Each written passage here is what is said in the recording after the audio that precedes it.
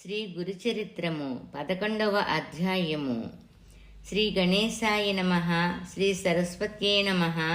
శ్రీపాదవల్లభ శ్రీ నరసింహ సరస్వతి శ్రీ గురు దత్తాత్రేయాయ నమః. శ్రీ గురుభ్యో నమః. శ్రీ మాత్రే నమః.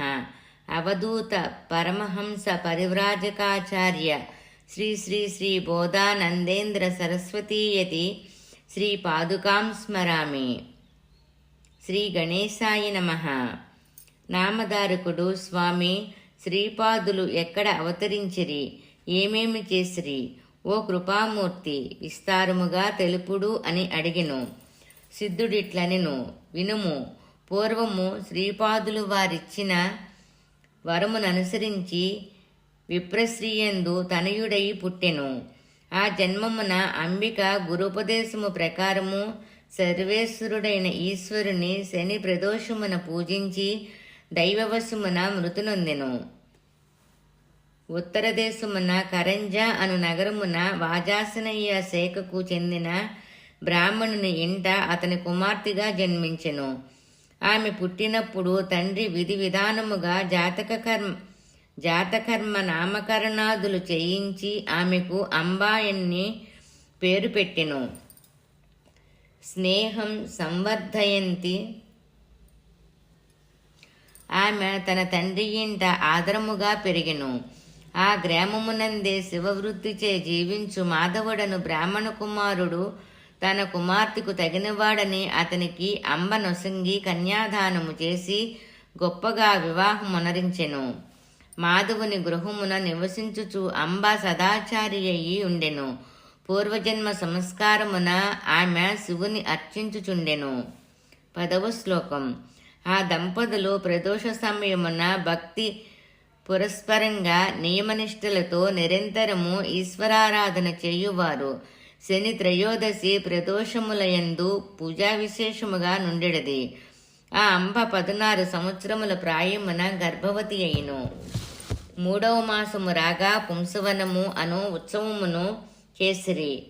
సుదోహద లక్షణమైన గర్భచిహ్నములు గల ఆమెకు ద్విజుడు తత్వజ్ఞానమును బోధించెను. అప్పుడా బ్రాహ్మణుడు కన్నుల పండువగా సీమంతమునరించెను. సువాసనలు వాయనదానములు తీసుకొని ఆమెకు హారతులిచ్చిరి. నవమాసములు నిండగా అంబ ఒక శుభదినమున సూతుని ప్రసవించెను. హర్ష నిర్భరుడైన మాధవుడు సంతసించెను. తన అవతారమును తెలుపుటకో అన్నట్లు ఆ బాలుడు పుట్టిన తోడనే ఓంకారము ఉచ్చరించెను. అది చూచి లోకులు విస్మయమందిరి. సంతోషముతో మాధవుడు స్నానము చేసి జాతక కర్మ కావించి బ్రాహ్మణులకు దక్షిణలొసంగెను. జ్యోతిష్కులు బాలుని జన్మలగ్నము వీక్షించి ఇట్లనిరి, లగ్నరీత్యా ఈ బాలుని ఉత్తమ గుణములను వర్ణించుచు బ్రాహ్మణులు ఇట్లనిరి, నీ పుత్రుడు కరుణామయుడు. ఇతడు గురువులకే గురువు కాగల సమర్థుడు. ఇతని అనుగ్రహమును పొందినవాడు విశ్వపూజ్యుడగును. ఇతని వాక్కు వేదముతో సమానము. ఇతని పాదము చింతామణితో సమానము. పాదము నంటిన వానికి సకల అభీష్టములు సిద్ధించును. దత్త సాంప్రదాయమున పాదుకులకు మిక్కుటముగా పూజ చేయుట గమనించదగినది. ఓ బ్రాహ్మణుడా, ఇతని ద్వారమున అష్టసిద్ధులు, ఇతని గృహమున నవనిధులు నిరంతరము వసించును. ఇతనికి భార్యా పిల్లలుండరు, అనగా ఇతడు గృహస్థుడు కాడు. 3 లోకముల యందును పూజింపబడును. కేవలం ఇతని దృష్టి పడినంతనే పతీతులు పావనులవుదురు. ఇతను ఈశ్వర అవతారమయ్యి భాషించును. ఇది నిశ్చితము, సంశయింప పనిలేదు అని వారు ఆ అభువునకు పుట్టుకలేని వానికి నమస్కరించిరి. వారు మనలా ఇట్లనిరి, విప్రుడా, ఇతని అనుగ్రహమున కలికాల భయం ఉండదు. ఇతడు దైన్యహర్త, దీనత్వమును పోగొట్టువారు. నీ కోరికలన్నయు ఇతని అనుగ్రహముచే ప్రయత్నమేమియు లేకనే సిద్ధించును. ఒక పెన్నిది వలె నీ ఇంట పుట్టినాడు. ఇతనిని రక్షించుకొనుటయే నీ కర్తవ్యము అన్న జ్యోతిషుకుల పలుకులను శ్రద్ధగా విన్న జననీ జనకులు సంతసించి వారికి వస్త్రములు భూషణాదులనిచ్చి ఆదరించిరి. సంతుష్టులయ్యి ఆ జ్యోతిష్కులు వారిని అభినందించుచూ పోయిరి. పిల్లవానికి దృష్టిదోషము తగలకుండునట్లు ఆ తల్లిదండ్రులు రక్షాబంధనం అనరించిరి. శిశువు జన్మించగానే ఓంకారమును ఉచ్చరించినని వార్త ఆ నగరమందంతటా వ్యాపించెను. ఇది విన్న నగరాకులలో ఇష్టమైన వారు మిత్రజనులు ఆ చిత్రమును చూచుటకై వచ్చిరి. దృష్టిదోషము బాలునకు కలుగునన్న భయంతో వానిని చూపుటకు తల్లి అయిన అంబ ఇష్టపడలేదు.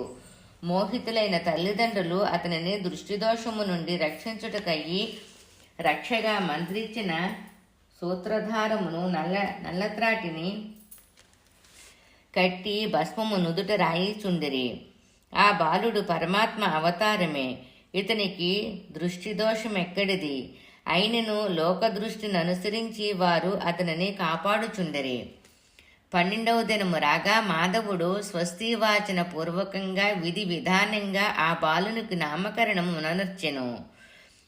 నరులలో సింహము వలె నరులు తాప పాప దీనత్వములను హరింప చెయ్యువాడగు ఆ బాలునికి నరహరి అని బ్రాహ్మణుడు నామకరణము చేసెను.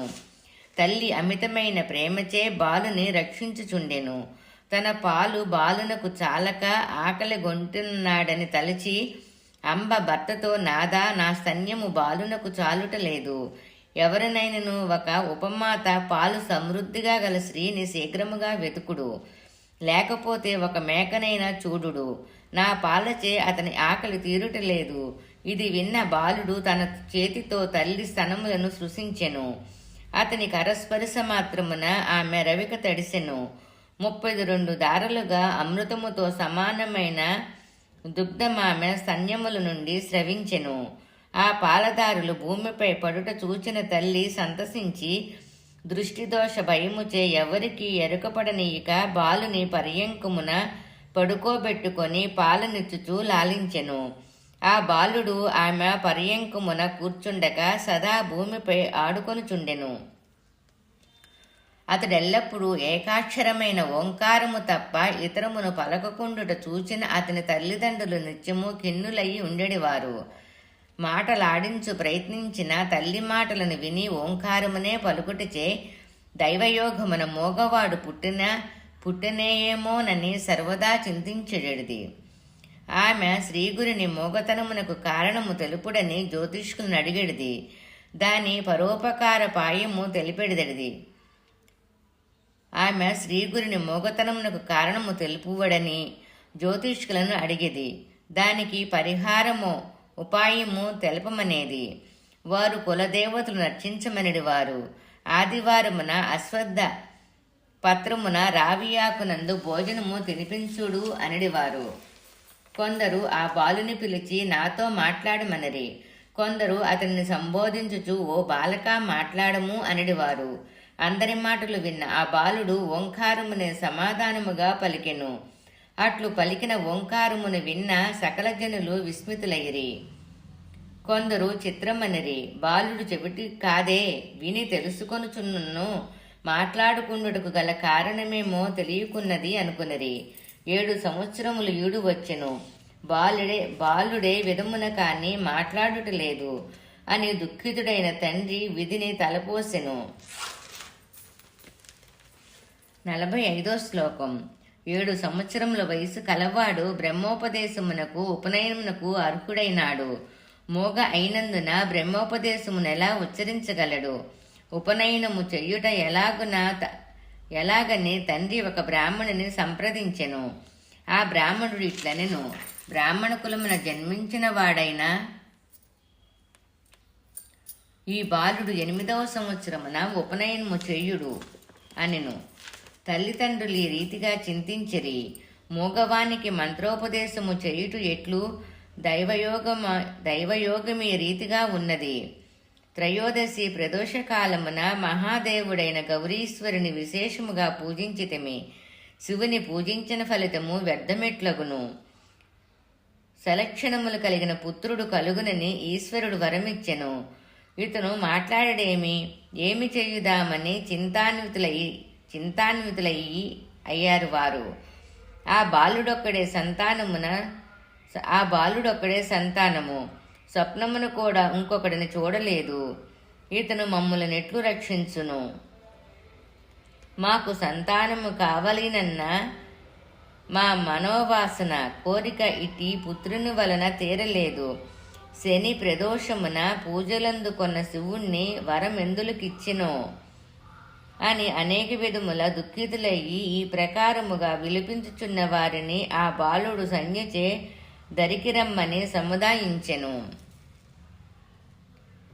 ఇంకను దుఃఖించుచున్న తల్లిని చూచి అక్కడ ఉన్న ఒక ఇనప ముక్కను చేతబట్టి గృహములోనికి వెళ్ళి దానిని కరస్పర్శ మాత్రమున బంగారముగా చేసి తల్లి కొసంగెను. ఆ అంబ తనయుడందించిన బంగారు ముక్కను అందుకొని చిరునవ్వుతో దానిని చూచుటకయ్యి తన భర్తను రమ్మనెను. ఈ రహస్యమును పొక్కనీయుక ఇంటియందలి ఇంకొక లోహ ఖండము నా బాలుని కందియ అదియును స్పర్శ మాత్రమున బంగారముగా మారెను. బాలుని స్పర్శ వలన ఇంటియందు లోహము సమృద్ధిగా బంగారమొకటి చూచి వారా బాలుని చర్యలయందు విశ్వాసమును కలిగిన వారైరి. అంతట తల్లిదండ్రులు కుమారుని ఆలింగమును చేసుకొని, పుత్ర, నీవు మమ్ముల దర్శింపచేయువాడువు, కులదీపకుడువు. నీ నుండి మాకు సర్వసుఖములు లభించినవి. నీవు మౌనముగా నుండుటకేమి కారణము?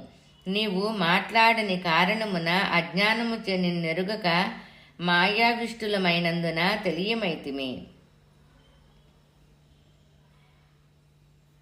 కుమారుడా, మా కోరికను తీర్చుము. అమృతముతో సమానమైన నీ మాటలు వినిపింపుము. నీ మాటలు వినుగూరుచున్నాము. అంత ఆ బాలుడు నవ్వుతూ మౌంజీ బంధనానంతరము అనగా ఉపనయనానంతరము మాట్లాడెదెను అని సర్వమును సంజచే తెలిపెను. వారికి కటి ప్రదేశమున మౌంజీ బంధమును చూపి సంజచే తర్వాత మాట్లాడదనని తెలిపెను. 62వ శ్లోకం. అంతటా తల్లిదండ్రులు సంతుష్టులయ్యి విద్వాంసులైన జ్యోతిష్యులను రావించి సంతోషముతో ఉపనయన లగ్నమును నిశ్చయించిరి. అందుకు కావలసిన సంబరములన్నింటినీ సమకూర్చుకొని ఉపనయన మహోత్సవమునకు మండపమునకు నిర్మింపచేసెను. మాధవుడు బంధువులను బ్రాహ్మణులను మహోత్సవమునకు ఆహ్వానించెను. చతుర్వేదములు తెలిసిన బ్రాహ్మణులు తమ శాఖకు పఠించుట ఎందు ఉత్సాహము కలవారు, సంబంధీకులు, సగోత్రీయులు, ఆప్తులు, ఇష్టులు అందరూ వచ్చిరి. ఉపనయన వ్రతమునకయ్యి ఆ విప్రుడు అపరిమితమైన ద్రవ్యమును వెచ్చించెను. బాగా అలంకరించిన మంటపమును గాంచి వచ్చిన బ్రాహ్మణులు ఆనంద పరవశులైరి. లోకులు, నగరవాసులు ఈ బాలుడు మూఢుడు, మాట్లాడనేరుడు కదా, భ్రాంతిని వలె ఆ తండ్రి ఇంత సంపాదనను ఖర్చు చేయుచున్నాడే, ఇంత ధనము వెచ్చించినను మంత్రము నెట్లు ఉపదేశించును, ఆ బాలుడెట్లు గాయత్రీ గానము చెయ్యగలడు, సంధ్యావందన కార్యక్రమం ఎట్లు ఉపదేశించగలడు అని తలపోసిరి. మరికొందరిట్లనిరి, ఇక ఆపుడు, మనకు విస్తారముగా ధనమును దక్షిణ రూపంగా స్వాదమైన మధురాన్నము లభించును కదా, మనక మంత్రమును గురించి విచారించుట వలన ఫలమేమి? 70వ శ్లోకం. ఇట్లు జనులు అనేక తర్క వితర్కములు నొరణించగా తల్లిదండ్రులు మాత్రమే బాలుడు దైవాంశ సంభూతుడన్న నమ్మకంతో సంతుష్టులయ్యి పుణ్యాహవాచనము చేయించి ఆ బాలునకు తలంటు పోసి యథావిధిగా మొదటి రోజు చౌలమును నిర్వర్తించిరి. తన ఇంట ఆచార ప్రకారము కార్యక్రమము నెరవేర్చి వటువును బాలుని తల్లితో కలిసి భుజించవలసినదని మాధవుడు ఆజ్ఞాపించెను. ఆ వటువు తల్లితో పాటు భుజించి తల్లి ఆజ్ఞ తీసుకొని మౌని అయ్యి మౌంజీబంధన ముహూర్తమునకు ప్రథమ గురువైన తండ్రిని చేరెను. సుముహూర్తమున తండ్రి వటువును ఉపనీతమును ధరింపచేసి యథావిధిగా గాయత్రిని ఉపదేశించి కటియందు మౌంజీబంధనము చేసెను. వటువు గాయత్రి ఉపదేశము పొందినను మంత్రమును మౌనముగా జపించినే గాని పైకి పలకలేదు. ఆమె తన పుత్రుడెప్పుడు మాటలాడునా తానా మాటలు ఎప్పుడు విందునా ఎన్న ఆతృతతో నుండిన తల్లి ఆశీర్వాచన పూర్వకముగా మొదట భిక్ష వెయ్యగా ఆ బ్రహ్మచారి అగ్నిమిలే అను మంత్రముతో ఆరంభించి ఋగ్వేదమును పఠించెను. ఆ బ్రహ్మచారి తల్లి ప్రథమ భిక్ష నొసంగెను. ఆ బ్రహ్మచారికి రెండవ భిక్ష నిడగా అతను ఈశత్వే అను మంత్రముతో మొదలిడి యజుర్వేదమును పఠించగా అతడ జనులు విస్మయమందిరి.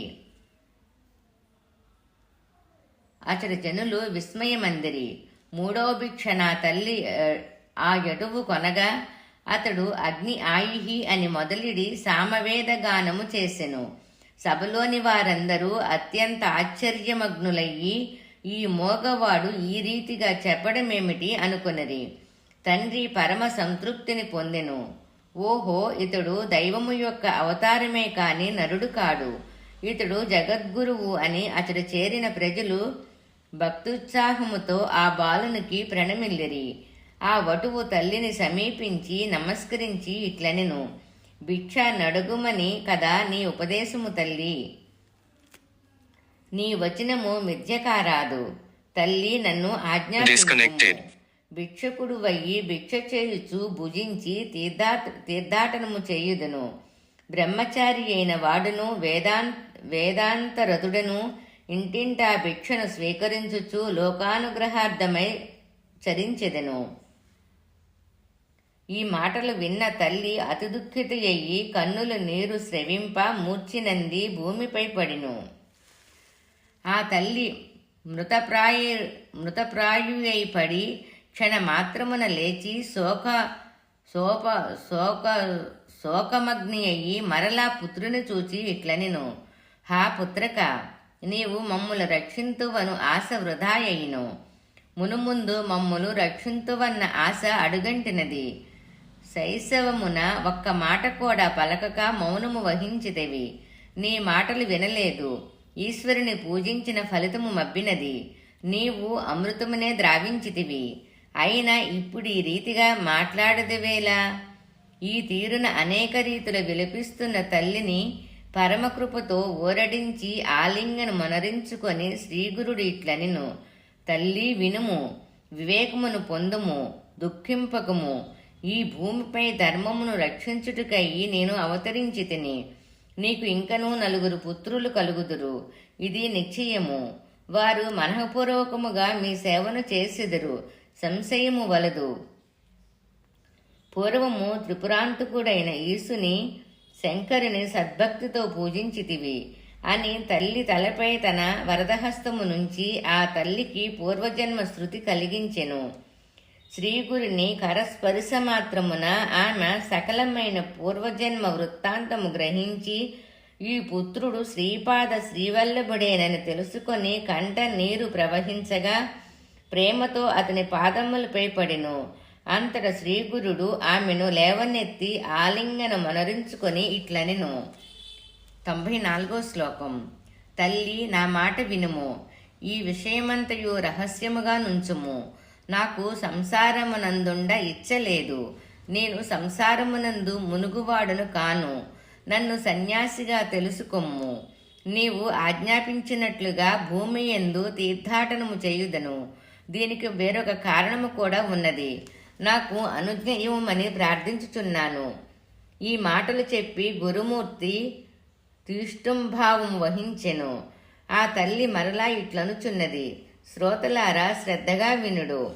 తల్లి తనయునితో, నన్ను విడిచి నీవు వెళ్ళుట ధర్మము కాదు.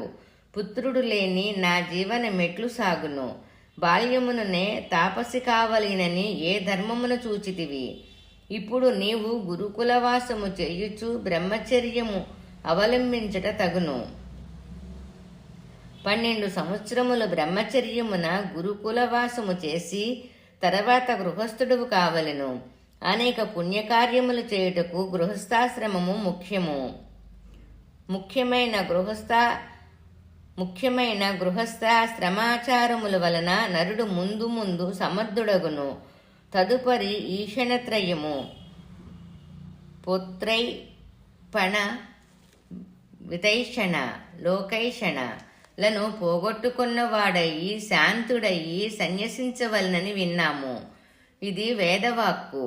వేదాధ్యయనము వలన, బ్రహ్మచర్యము వలన ఋషి రుణమును, మంచి భార్యను పెండ్లయ్యాడి పుత్రులను కని పితృరుణము, ఈశ్వరుని యాగాదులచే పూజించి దేవరుణమును, పుత్రులను భూమిపై నిలిపి ప్రజాభివృద్ధికి తోడ్పడి యజ్ఞాదులచే క్రమముగా శుద్ధుడయి సన్యాసము స్వీకరించవలను. కానీ బాల్యముననే సన్యాసము స్వీకరించిన పతితుడగును. ముందుగా ఇంద్రియములు తృప్తినొందించి తపస్సు చే తపింపచేసి వానలను శమింపచేసుకొని వాసనలను ముందుగా ఇంద్రియములు తృప్తినొందించి తపస్సు చే తపింపచేసి వాసనలను శమింపచేసుకొని ముఖ్య మార్గమున సన్యసించవలెను అన్న తల్లి మాటలు విని శ్రీగురుడు నవ్వి ఆమెకు తత్వజ్ఞానమును బోధించెను. నామధారక వినుము. సద్గురు చరిత్ర విన్నచో అనార్థములు నశింపచేసి స్వర్ణఫలమునిచ్చి సకల కోరికలను తీర్చునని గంగాధర తనయుడు వినయముతో శ్రోతలకు తెలుపుచున్నాడు.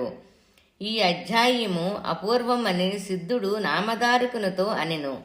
అలౌకికమైన ఈ వాణి పుణ్యప్రదమని సరస్వతి అనుచున్నాడు.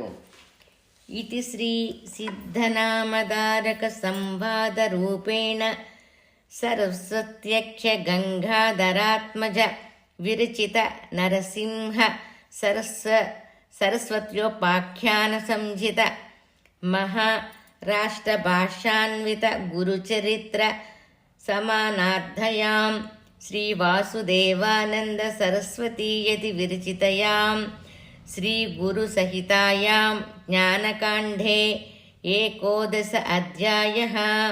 శ్రీ దత్తాత్రేయార్పణమస్తు. శ్రీ గురుభ్యో నమః. శ్రీమాత్రే నమః. అవధూత పరమహంస పరివ్రాజకాచార్య శ్రీ శ్రీ శ్రీ బోధానందేంద్ర సరస్వతీయతి శ్రీపాదుకాం నమామి. దిగంబరా దిగంబరా శ్రీపాదవల్లభ దిగంబరా. ఓం సాయి తస్సత్.